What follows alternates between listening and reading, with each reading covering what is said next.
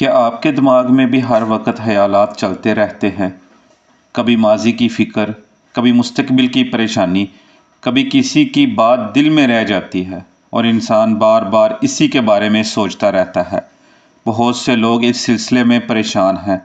دماغ خاموش کیوں نہیں ہوتا؟ آج ہم بات کریں گے دماغ میں ہر وقت چلنے والے خیالات کیوں آتے ہیں اور ان کا حل کیا ہے۔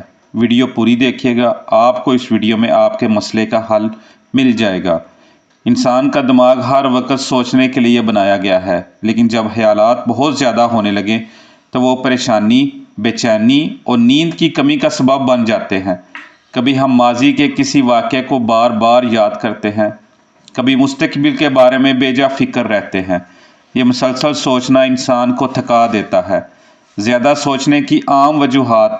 عام طور پر زیادہ حالات آنے کی 5 وجوہات ہیں۔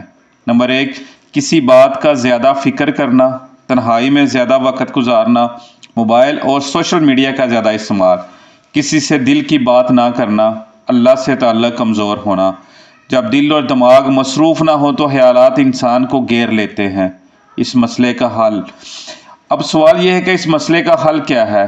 نمبر 1، اللہ کو یاد کریں۔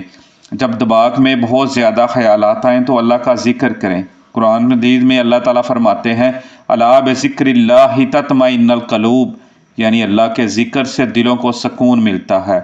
مصروف رہیں۔ خالی دماغ میں خیالات زیادہ آتے ہیں، اپنے آپ کو کسی مثبت کام میں مصروف رکھیں، مثلا کتاب پڑھنا، ورزش کرنا، نیا ہنر سیکھنا۔ نیند پوری کریں۔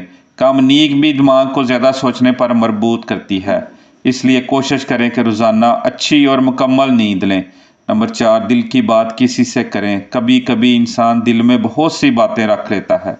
اپنے قریبی دوست یا گھر والے سے بات کریں، اس سے دل ہلکا ہو جاتا ہے۔ منفی سوچ کو روکنا سیکھیں۔ جب دماغ میں منفی خیالات آئیں تو فوراً خود سے کہیں، میں اس کے بارے میں ابھی نہیں سوچوں گا، اور فوراً اپنی توجہ کسی اور کام کی طرف متوجہ رکھیں۔